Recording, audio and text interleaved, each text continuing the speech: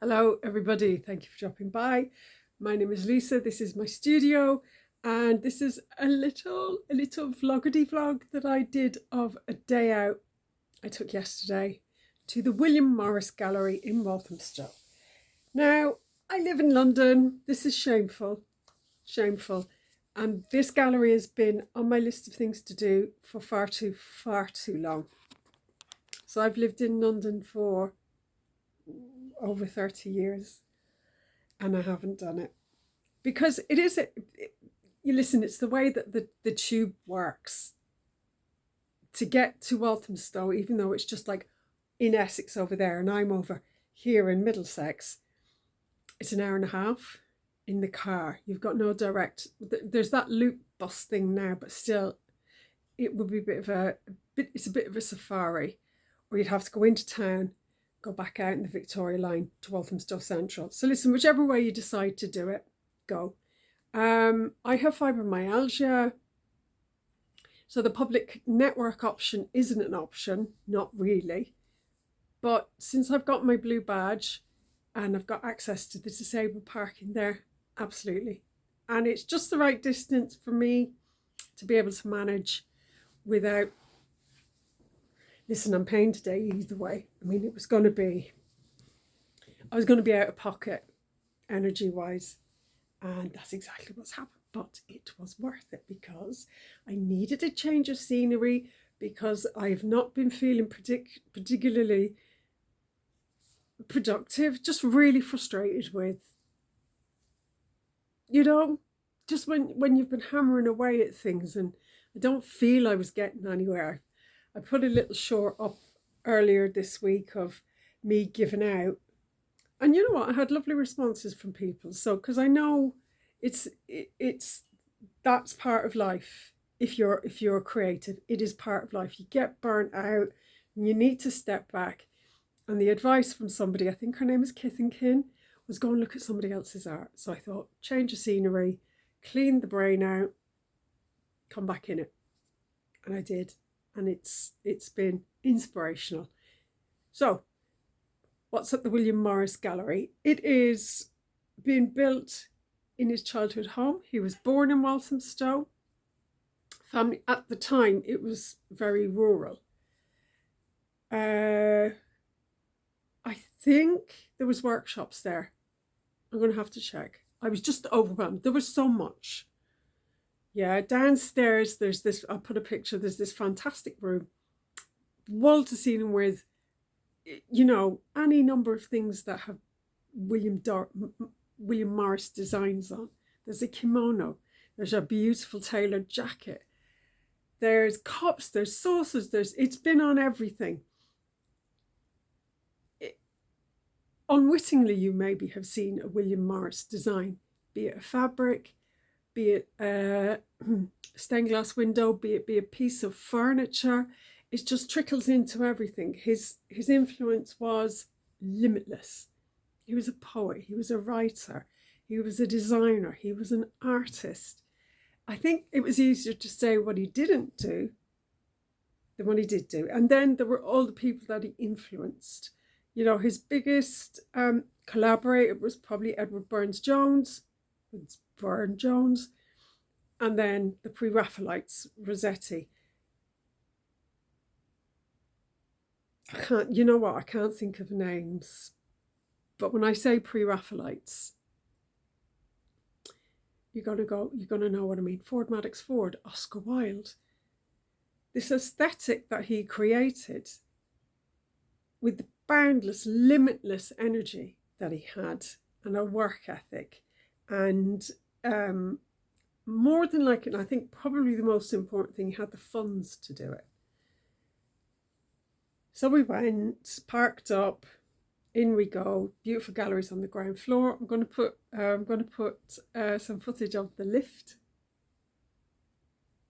10 out of 10. Beautiful, lovely experience. Galleries upstairs. There was another artist whose work, I'm going to put his name up here, and the picture of the painting that when you step out of the lift, it's the first thing that you see, and it is just beautiful, beautiful, beautiful. There isn't a huge amount of paintings there, but there's a collection of this artist's work, a variety of his things, and they're just sublime. They were a pleasure. And I'd taken a sketchbook with me, and I did a few little sketches, just quick impressions of what I saw in the paintings, and just filled up a couple of pages. We did that. Now listen, it's a Saturday. We've been having an incredible April, May here. So everybody was out. There's grounds at the back, beautiful tended gardens. There's a little river running. I'm going to put pictures up here. A little river running through it, and landscapes, and a beautiful space for people to be in, to walk. It feels that you've got access to something really beautiful, and it felt like a gift. You know, does that sound silly? It felt like a gift. So now I was using my wheelchair. So really, as a disabled visitor to the place, I felt completely catered to. It was really comfortable, and I got the same experience as everybody else. The gift shop had, I could have bought a lot of stuff that I didn't need. So I restrained myself. There wasn't many books. There was this huge tome by, her second name is McCarthy. It's a Life of William Morris. But the book would actually be too bulky and difficult. It would hurt my hands to read. So I actually bought online a biography of Edward Burne-Jones. So it's a similar, adjacent to Morris and different side of the story. So next on our list of things to do, because that was so wonderful, is Kelmscott Manor and the Red House.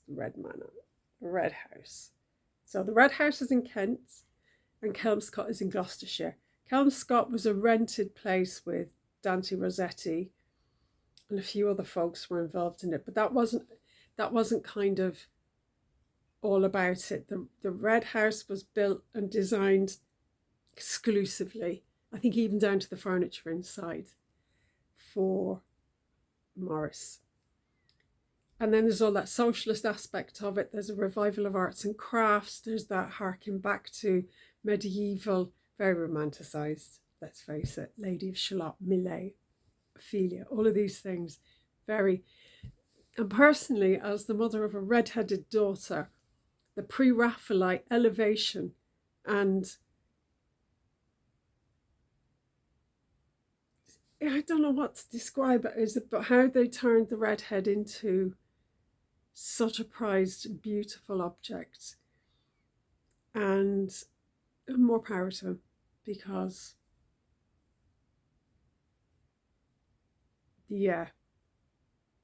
she's had, commentaries. Her hair is incredible. It's Titian. It's just incredible. But I think she has had a lot of unwelcome comments on her hair. So now she dyes it, and maybe one day she'll embrace it again. But right now, she feels very self-conscious about it. It's an absolute shame. But I show her the pre-Raphaelites and I tell her, look how beautiful. And it's an age thing, self-consciousness, isn't it, when you're in your teens? So I have a piece of fabric here,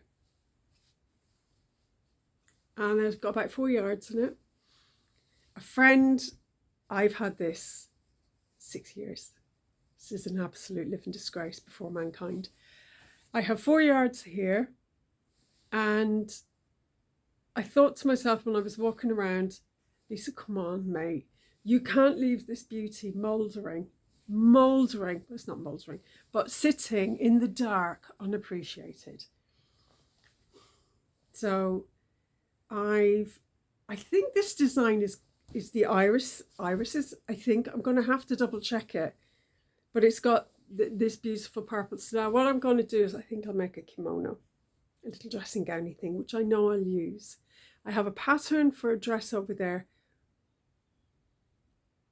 but I don't think so. I think I will use this if I make it into a kimono. It's a lovely weighted fabric. I got it from Liberty, and it feels so sacred. I'm so scared to use it. I don't want to mess it up. Now all I want to do is get a lovely complementary colour to pick out with this purple. Maybe the sagey muted green or yellow, or I'm gonna, you know what, I'm gonna sit down and think about it and plan this properly and use it, because isn't that what William Morris would have wanted? Was that not the heart of everything he believed and held dear? Is that beauty is every day, and we should surround ourselves in it. So I'm not going to waste any more time being scared of it. Anyway, that's it. Please go. Please enjoy the William Morris. It's a lovely day out. There was a little market around it. There was all sorts: donuts, cake, ice cream, coffee. If you